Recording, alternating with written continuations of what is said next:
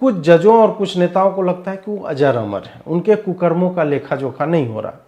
कई जज आए, कई गए, कई नेता आए, कई गए, कई शासक आए, कई गए। जिन जजों की आंखों में घोड़े का बाल घुस जाता है, तथ्यों की जानबूझकर अनदेखी करते हैं, संविधान के शब्दों का अपने मूड के हिसाब से प्रयोग करते हैं, वो भी एक दिन रिटायर होंगे। भले ही चाचा भतीजा कॉलेजियन सिस्टम से वो जीजा भी जज साला भी जज खेल रहे हैं, पर यह तंत्र भी एक दिन चला जाएगा। हरे पटाखों को बनाने की प्रक्रिया इतनी क्लिष्ट है कि मांग की आपूर्ति होना असंभव है। जब नियम इतने कठिन हो जाए और प्रतिबंध इतने कड़े और प्रदूषण के आंकड़ों में पटाखों के प्रभाव की पुष्टि ना हो सके, तो लक्ष्य पर्यावरण का बचाव नहीं, हिंदुओं की धार्मिकता और त्योहारों के कारण दिखने वाली एकता का विनाश होता है। ऐसे ही चलता रहा तो आने वाले समय में कोर्ट और सरकारें हिंदुओं को स्पीकर पर पटाखों की ध्वनियां सुनने मात्र को विवश कर सकती है। ओ सॉरी, उससे तो बड़े लोगों कुत्तों को परेशानी हो जाती है। हाँ, ईयरफोन लगाकर पटाखों के फटने का आनंद जो है लिया जा सकता है। जब तक ऐसी बेहूदगी की अवज्ञा जनता स्वयं नहीं करेगी, इनके अवैज्ञानिक तर्कों की बलि हमारे त्योहार चढ़ते रहेंगे। जब यह बात सिद्ध हो चुकी है कि पटाखों का प्रदूषण के अवयवों से दूर तक कोई लेना देना नहीं, तब जबरन उस पर प्रतिबंध लगाने वाली सरकारों के कानूनों को तोड़ना ही एकमात्र उपाय है। जिन्हें पटाखों के शोर से समस्या है, घर में हेडफोन लगाकर बैठे। जिन्हें लगता है कि हवा खराब हो जाती है, वो सप्ताह भर पहले से मास्क खरीद कर रखें। किसी वोक व्यक्ति की बकैती भरी विचारधारा की बलि हिंदू त्योहार नहीं चढ़ेंगे। हर हिंदू त्योहार पर पूरा एक आर्थिक तंत्र बनता है, जिससे कई परिवारों को लाभ मिलता है। इस अर्थतंत्र पर वामपंथियों की कुदृष्टि है, जहां वो विदेशी उत्पादों को बेचकर आपको त्योहारों में सार्वजनिक रूप से एकत्र होने से दूर करना चाहते हैं। हम हर शुक्रवार या रविवार को एकजुट नहीं होते, लेकिन वर्ष में 10 बार भी अलग अलग त्योहारों के कारण हम जब साथ आते हैं तो बहुतों की फटती है इस भीड़ से। हम उनकी सिलने के लिए तो होली में सड़कों पर आना या विसर्जन में नाचना तो बंद करेंगे नहीं। ऐसे समय में जब पूरा विश्व सोन पापड़ी के डिब्बों की समस्या से जूझ रहा है, ऐसे में भारतीय सर्वोच्च न्यायालय ने कहा है कि दिवाली मनाना है तो पटाखे क्यों चलाना, उसी पैसे की मिठाई खा लीजिए। इसी तर्क से जज साहब, जब आपको बकैती ही करनी है तो जज काहे बने हुए? नाटक कंपनी में चले जाइए। सारा ब्रह्म ज्ञान हिंदुओं के ही त्योहारों के लिए रिजर्व है, भले ही आंकड़े कुछ और कहें। वह तो भला हो कि जज साहब के मन में विचार नहीं आया, वरना देश के सेकुलर चरित्र की बात करते हुए वो दिवाली में पटाखे फोड़ने की जगह उसी पैसे से राम सेतु देखने कह सकते थे कि बॉलीवुड की वाट लगी हुई है, आप लोग पैसे देकर उद्योग धंधे को बचा लो। उन्होंने ऐसा नहीं कहा क्योंकि उन्होंने भी राम सेतु का ट्रेलर देखकर अपना सर जो है पकड़ लिया होगा कि आदि पुरुष के बाद राम के नाम पर ऐसा झटका सह नहीं पाए। वैसे भी राम के नाम पर भाजपा से अच्छा कोई और क्या ही कर पाएगा। तो जज साहब लोगों ने मनोज तिवारी जी की याचिका को हल्के में लेते हुए उन्हें मिठाई खाने को बोल दिया। इससे पहले की सुनवाई पर एक जज साहब ने यह पूछ दिया था कि क्या याचिकाकर्ता दिल्ली का रहने वाला है।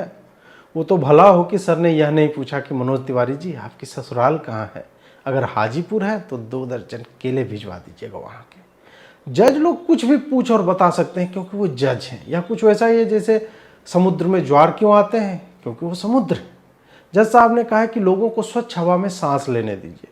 उचित बात है, क्योंकि बहुत कम लोग जानते हैं कि दिवाली में पटाखे ना फोड़ने से सारे जीव जंतु हर्षोल्लास में पंजाब हरियाणा की पराली से आने वाले कार्बन डाइऑक्साइड और मोनोऑक्साइड को सांस के माध्यम से भीतर ले लेते हैं और उनके फेफड़े रिवर्स मोड में उन विषैली गैसों को प्राणदायी ऑक्सीजन में परिवर्तित करके वातावरण को वापस कर देते हैं।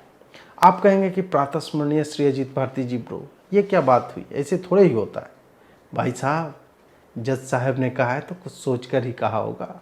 आपको पता नहीं कि जज साहब लोग बिना विज्ञान जांचे कुछ नहीं बोलते हैं, या उनकी वैज्ञानिकता ही है कि आईआईटी के जिस शोध में पराली और कंस्ट्रक्शन डस्ट को प्रदूषण का सबसे बड़ा कारक बताया गया है, उस पर कभी भी रोक लगाने की चर्चा तक नहीं करते।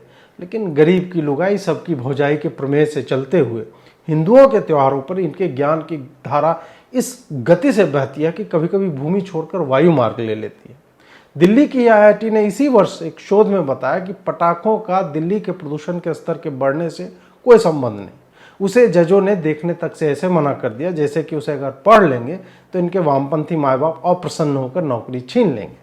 एक लॉबी बिकती है, दूसरी लॉबी खरीदती है, और इन दोनों के बीच भारत की बहुसंख्यक जनसंख्या अपने हर उस पर्व त्योहार पर या सार्वजनिक ग्रामीण पारंपरिक आयोजनों पर पिसती है जहां हिंदुओं की भीड़ अपनी उत्सव धर्मिता प्रदर्शित करने हेतु एकत्र होती है। हिंदुओं के त्यौहार कुछ बिके हुए हिंदू नाम वाले लोगों की उस रखेल की भांति हो गए हैं जिसे वो जब चाहे अपने या अपने हैंडलर्स के आनंद हेतु बाजार में नंगा उतार सकता है। यह हमारा सामूहिक दुर्भाग्य है कि ऐसे सतत हो रहे आक्रमणों के मध्य शिवरात्रि में दूध बचाने की, दुर्गा गणेश सरस्वती विसर्जन में जल प्रदूषण नियंत्रण की, दिवाली में तेल बचाने और वायु प्रदूषण नियंत्रण की, होली में जल के अपव्यय की, कांवड़ यात्रा में ध्वनि प्रदूषण नियंत्रण और ट्रैफिक जाम से बचाने आदि का उत्तरदायित्व तो हिंदुओं के सामूहिक कंधों पर है। जज साहब चाहें तो हिंदुओं को सांस छोड़ने से भी मना कर सकते हैं कि 100 करोड़ लोग अगर सांस में ऑक्सीजन ले लेंगे तो अल्पसंख्यकों के लिए बचेगा क्या। यह तो सेकुलर कैरेक्टर के विरोध में जा रहा है। इसलिए आप लोग दिन में 8 घंटे ऑक्सीजन लीजिए, बाकी टाइम कोयला जलाकर उसके पास बैठकर कार्बन डाई और मोनोऑक्साइड लेते रहिए। इससे अल्पसंख्यकों को अधिक ऑक्सीजन मिलेगा और बहुसंख्यकों की मृत्यु की दर तीव्र होगी, जिससे उनके घरों और दुकानों पर अल्पसंख्यक समुदाय कब्जा करके सुख और चैन से रह सकेगा। बांग्लादेश और पाकिस्तान में यह मॉडल अति चर्चित और सफल रहा है। भारतीय संविधान में लिखित सेकुलर कैरेक्टर बिके हुए या मूर्ख जजों की अंतिम शरण स्थली है। हाल ही में हेट स्पीच पर ज्ञान देते हुए जजों ने बड़ी मासूमियत से पूछा कि सिब्बल साहब, ये जो हेट स्पीच की बात आप कह रहे हैं, क्या वो मुस्लिम समाज से, मैंने ऐसे ही पूछ रहे हैं, वो लोग भी करते हैं क्या हेट स्पीच? ये झोपड़ी वाले क्या मंगल ग्रह पर रहते हैं?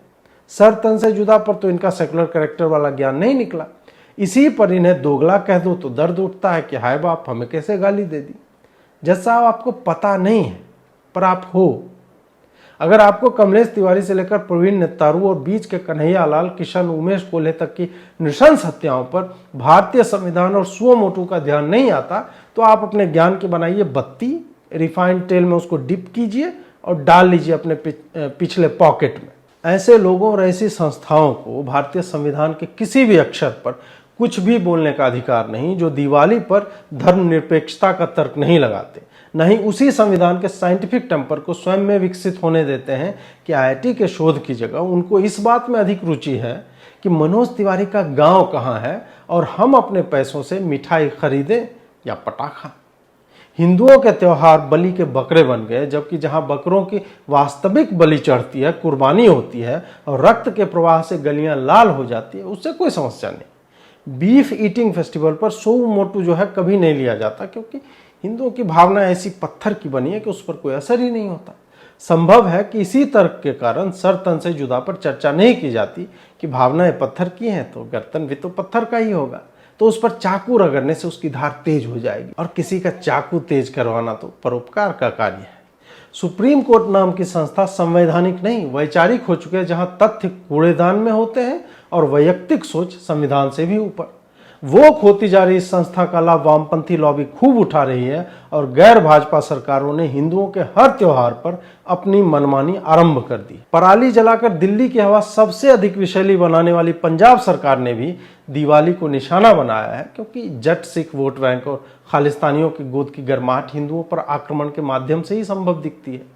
जब सरकार से बाहर बैठकर पंजाब की तत्कालीन सरकार को जो केजरीवाल हर दूसरे दिन पराली जलाने से बचने के वैज्ञानिक उपाय बताता था, आज सत्ता में होकर उसी की पार्टी दीपावली पर पराली पर रसायन के छिड़काव से जैविक विघटन की जगह पटाखों पर पूर्ण प्रतिबंध एवं हरित पटाखे भी 2 घंटे चलाने की अनुमति दे रहा है। साथ ही पंजाब में तो आप 2 घंटे पटाखे फोड़ने के लिए ई-कॉमर्स साइटों से ग्रीन पटाखे भी नहीं खरीद सकते, क्योंकि उस पर भी सरकार ने प्रतिबंध लगा रखा है। हिंदुओं के साथ एक यह भी समस्या है कि वो एक विशेष समुदाय की तरह अपने घरों में कुटीर उद्योग लगाकर बम बनाने का कार्य भी नहीं करते कि ऐसी परिस्थिति में घर में ही पटाखे बना सके। एक समस्या थोड़ा है हिंदुओं को। ऐसे लोग, ऐसी संस्थाएं और ऐसी सरकारें सामूहिक रूप से हिंदुओं को जहां भी अवसर मिल रहा है निशाना बना रहे हैं, ताकि हमारी धार्मिकता समाप्त हो जाए और हम दिवाली की जगह हैलोवीन और क्रिसमस मनाते हुए अनभिज्ञता में मेरा यीशु यीशु ये कहते हुए ईसाइयत में ऐसे रंग जाएं, कोई बाद में हमें जीसस के हाथ में ओम का निशान और नटराज को जीसस नृत्य कहकर हमें बेच ले और हमें कोई फर्क ना पड़े। दिल्ली के पर्यावरण मंत्री और केजरीवाल के भाड़े के टट्टुओं में से एक गोपाल राय ने कहा है कि दिल्ली में पटाखा चलाने पर 5,000 रुपये तक की पेनल्टी के साथ 6 महीने से 3 वर्ष तक की सजा हो सकती है। पहले तो गोपाल राय को अपना नाम मोहम्मद गोपुद्दीन कर लेना चाहिए, और पर्यावरण मंत्री हैं तो प्रदूषण पर शोध के परिणाम को भी पढ़ना चाहिए। परंतु जिस सरकार का नकारा मुखिया केजरीवाल 2 साल पहले तक ऑड इवन की बकैती करके टाइम पास कर रहा था और आज भी रेड लाइट पर अपने कार्यकर्ताओं को बोर्ड लेकर पेट्रोल बचाने के लिए इंजन ऑफ करने का ज्ञान बांटने को कहता है, वैसी सरकार का मंत्री तो ऐसी ही विष्ठा करेगा, भले ही बाद में उसे स्वयं ही चाटना पड़े। समाचार पोर्टल बता रहे हैं कि दिवाली है तो दिया जलाओ, नए कपड़े पहनो, उपहारों का आदान प्रदान करो। जैसे कि ये ना बताते तो हम लोग तो ये सब करते ही नहीं। मिठाई खाने को सुप्रीम कोर्ट ने तो कह दिया है, लेकिन समाचार पोर्टल यह भी बताते हैं कि हिंदुओं की मिठाई में कैलोरी कितनी अधिक होती है और वो एक दिन खा लेने से कैसे आपके पेट पर 3 किलो फैट जम जाएगा। दिल्ली सरकार आपदा में ऐसे ही अवसर बनाती है। इस मूर्खतापूर्ण प्रतिबंध को लागू करने के लिए 408 लोगों की टीम बनाएगी। टीम बनी है तो उन्हें सैलरी भी दी जाएगी और उस टीम के लोग आम आदमी पार्टी के कार्यकर्ता ही होंगे। जैसे कि रेड लाइट पर बैनर लेकर खड़े रहने वालों को दिल्ली सरकार ही पैसा देती है। वहीं पश्चिम बंगाल में ममता जी की सरकार ने हरे पटाखे फोड़ने की अनुमति दे दी है। हरे पटाखों को बनाने की प्रक्रिया इतनी क्लिष्ट है कि मांग की आपूर्ति होना असंभव है। जब नियम इतने कठिन हो जाए और प्रतिबंध इतने कड़े और प्रदूषण के आंकड़ों में पटाखों के प्रभाव की पुष्टि ना हो सके तो लक्ष्य पर्यावरण का बचाव नहीं, हिंदुओं की धार्मिकता और त्योहारों के कारण दिखने वाली एकता का विनाश होता है। लाखों पटाखा व्यापारियों और उत्पादकों की रोजी रोटी प्रभावित हो रही है। केवल शिवकाशी के पटाखा उद्योग से 8 लाख लोगों को रोजगार मिलता है। लगभग 20,000 करोड़ के पटाखा उद्योग में राष्ट्र भर में 20 लाख से अधिक लोग जुटे हुए हैं। जिन लोगों का व्यापार त्योहारों के ही समय चलता है उन्हें प्रतिबंधित किया जा रहा है कि न तो वो पटाखे बना सकते हैं, न भंडारण कर सकते हैं, न बेच सकते हैं।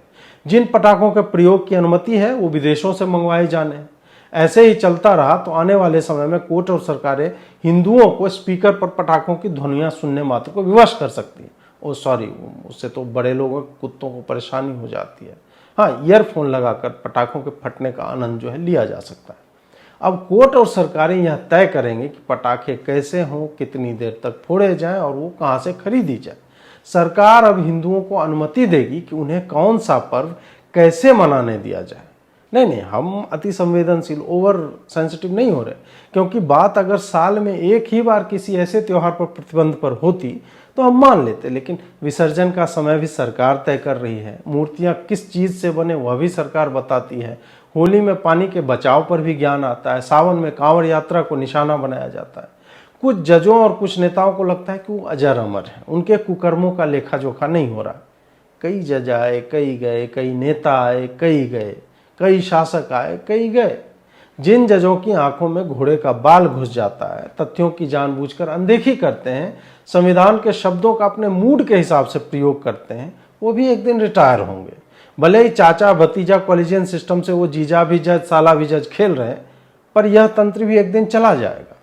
जिन सत्ताओं को यह गुमान है कि उनका लिखा और बोला शब्द अंतिम और अकाट्य सत्य है, वो 5 साल में आ सकते हैं तो उसी तीव्रता से जा भी सकते हैं।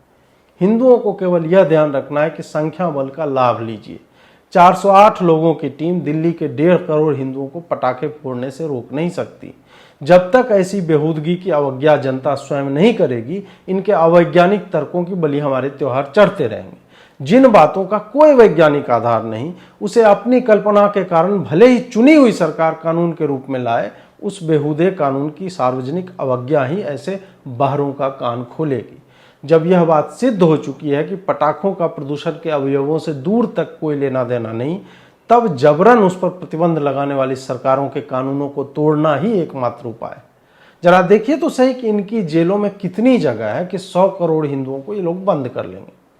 जिनके कुत्तों को समस्या होती है वो अपने कुत्तों को मास्क पहनाए या कमरे में एयर प्यूरिफायर चलाए।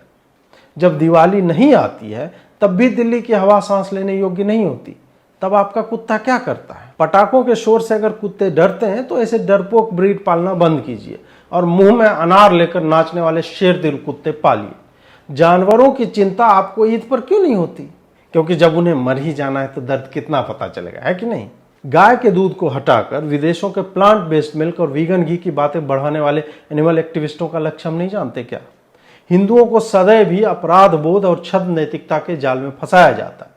बाकी हर मजहब और रिलीजन के हर पर्व, भले ही वो निशंस हों, पर्यावरण विरोधी हों, पशु की हत्या को बढ़ावा देते हों, उसे ऐसे पैकेज किया जाता है कि पर्व तो यही बकरा और टर्की काटना है। और ये रही आपके लिए इस साल की नई रेसिपी। आप लोग जो दिवाली पर मिठाई खाते हैं वो तो मोटापा को आमंत्रण है। असली प्रोटीन तो बीफ स्टेक और करी में मिलता है। हिंदुओं, जगो और ऐसे हर अवैज्ञानिकता का प्रखर विरोध करो।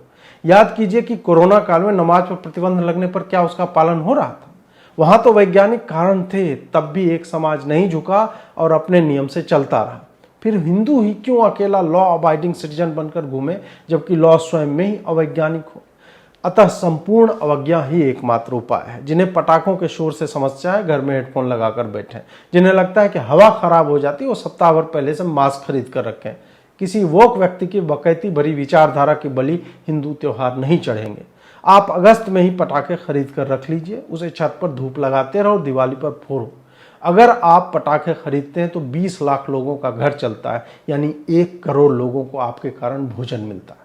यह हमारा सामूहिक उत्तरदायित्व है कि हम दीपक स्थानीय कुम्हारों से खरीदें, मेड इन इंडिया बत्ती और बिजली के झालर, लड़ियाँ लें, लक्ष्मी गणेश की चाइनीज मूर्तियों की जगह मिट्टी की मूर्तियां खरीदें। हर हिंदू त्योहार पर पूरा एक आर्थिक तंत्र बनता है, जिससे कई परिवारों को लाभ मिलता है। इस अर्थतंत्र पर वामपंथियों की कुदृष्टि है, जहां वो विदेशी उत्पादों को बेचकर आपको त्योहारों में सार्वजनिक रूप से एकत्र होने से दूर करना चाहते हैं। हम हर शुक्रवार या रविवार को एकजुट नहीं होते, लेकिन वर्ष में 10 बार भी अलग अलग त्योहारों के कारण हम जब साथ आते हैं तो बहुतों की फटती है इस भीड़ से। हम उनकी सिलने के लिए तो होली में सड़कों पर आना या विसर्जन में नाचना तो बंद करेंगे नहीं। आज तो समय ऐसा है कि हमें हर छोटे बड़े त्योहार पर एकजुट होना ही पड़ेगा, वरना कोर्ट का क्या है। प्रवेश वर्मा ने किसी समुदाय का नाम भी नहीं लिया, फिर भी उनकी बात को वकील हेट स्पीच बताते फिर रहे हैं और सुप्रीम कोर्ट उस पर ज्ञान भी दे रहा। आप सबको दीपावली की शुभकामनाएं। अगर आपको हमारा कंटेंट पसंद आ रहा है तो सहयोग करते रहें। जुड़ने के लिए आभार। नमस्कार।